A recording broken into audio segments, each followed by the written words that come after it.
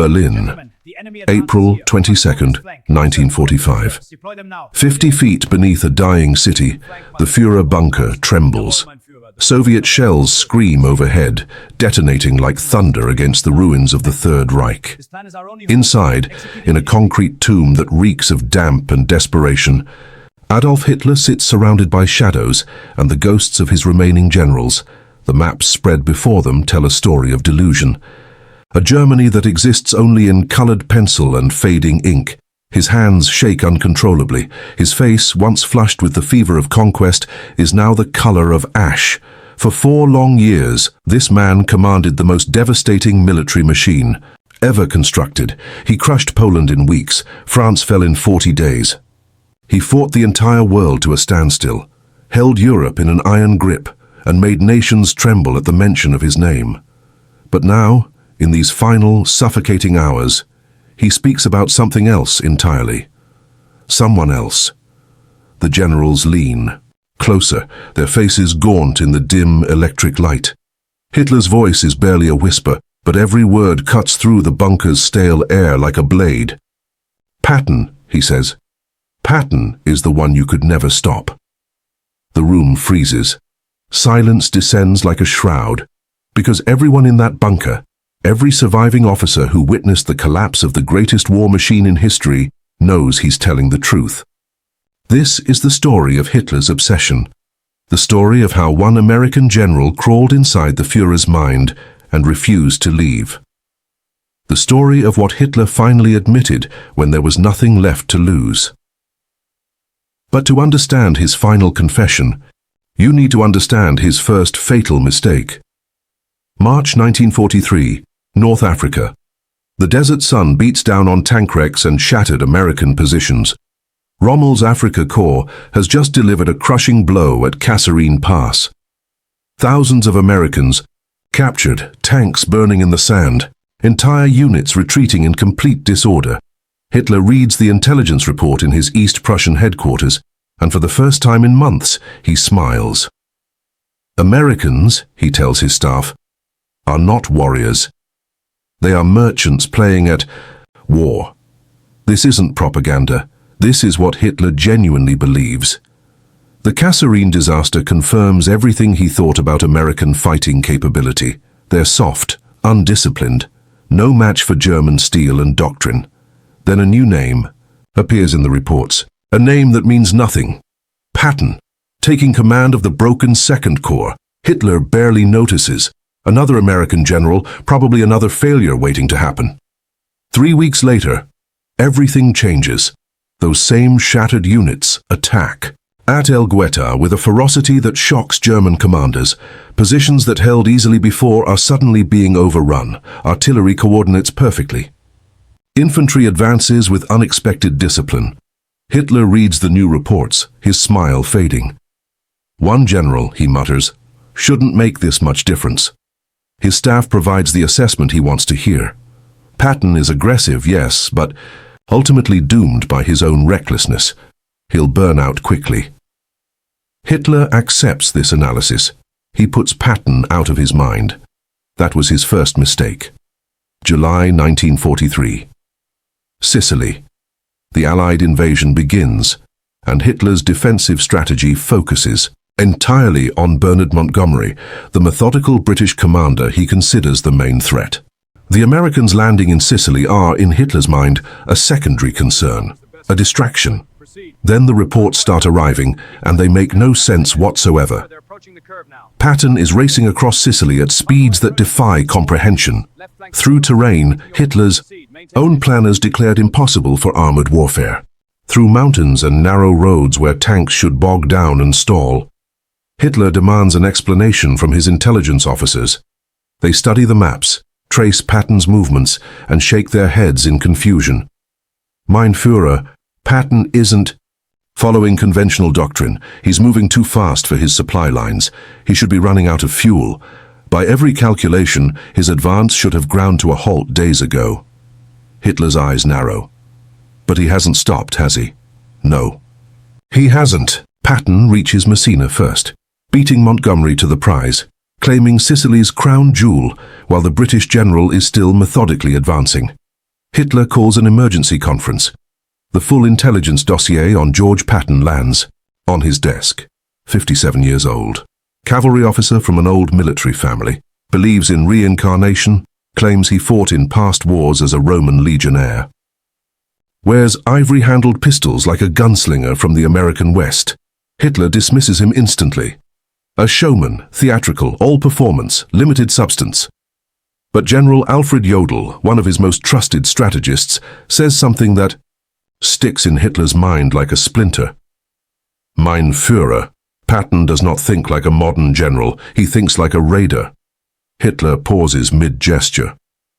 Raiders don't hold ground. Raiders shatter cohesion. They strike and vanish, leaving chaos in their wake. For the first time, a seed of doubt plants itself in Hitler's mind. What if this American cowboy is more than entertainment? Winter, 1943. Hitler becomes obsessed with a single question that will determine the fate of Europe. Where will the Allies invade France? Everything depends on answering this correctly. Spring 1944. The intelligence pattern becomes crystalline. George Patton commands 1st U.S. Army Group, stationed directly across from Pas-de-Calais. Hitler holds a crucial war conference. His logic is flawless. The Allies will not waste Patton on a diversion. He is their best offensive general. Where Patton is positioned, the real attack will come. He orders the 15th Army to remain at Calais. 15 full divisions, the strongest defensive force in France, waiting for Patton. June 6, 1944. 6:30 a.m. Allied forces storm the beaches at Normandy. Not Calais, Normandy. Hitler's first question isn't about the invasion itself, it's about one man. Where is Patton? Still in England, still positioned at Calais. Hitler relaxes, just slightly. This Normandy operation is the diversion, he tells himself. The real invasion, Patton's invasion with the massive 1st Army Group, is still coming. Weeks pass. Patton doesn't move.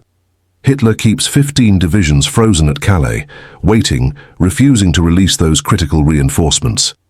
Normandy, where Field Marshal Rommel is screaming for reinforcements, bleeding divisions while fighting the actual invasion. But Hitler won't budge. He's waiting for Patton. July 1944. Intelligence confirms the devastating truth.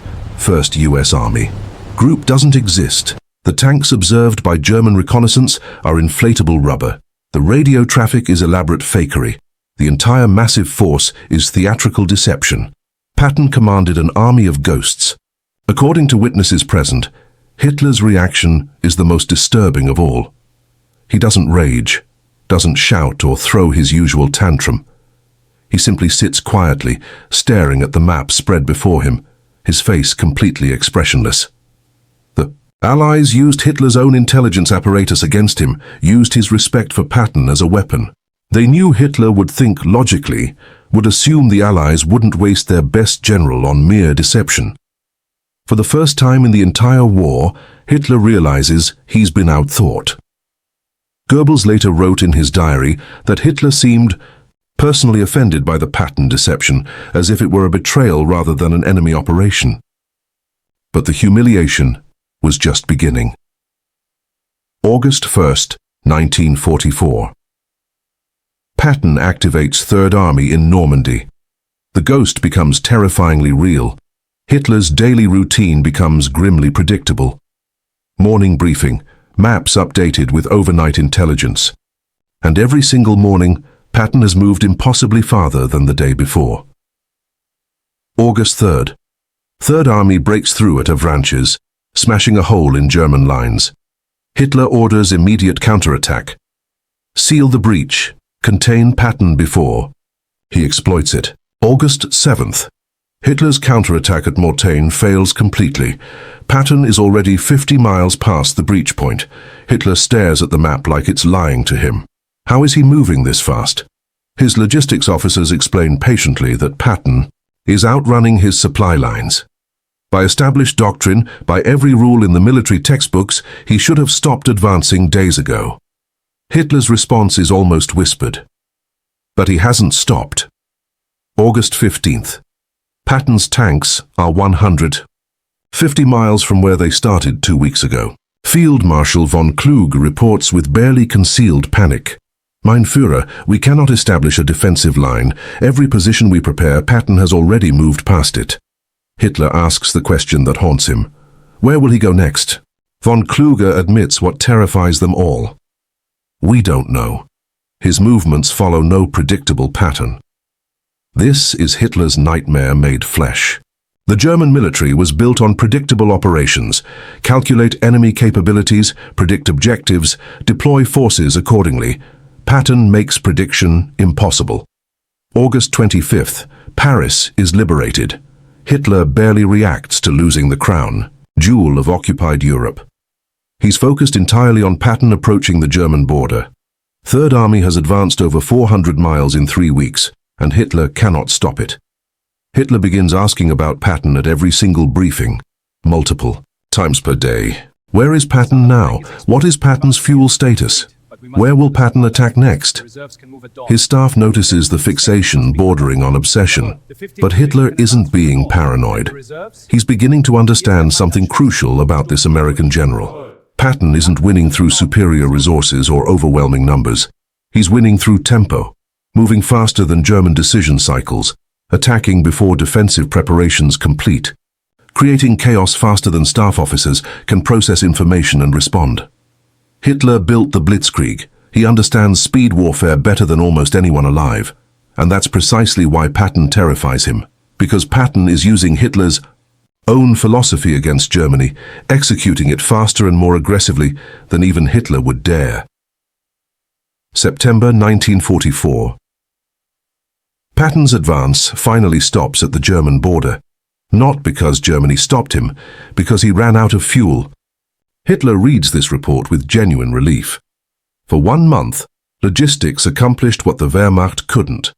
Hitler makes a strategic decision. If Patton is Germany's greatest threat, remove him from the equation. December 16th, 1944, 5:30 a.m. Hitler's Ardennes offensive explodes through American lines like a thunderbolt. Massive surprise attack, hundreds of tanks, elite SS divisions, the largest German offensive in the West since 1940. American positions collapse.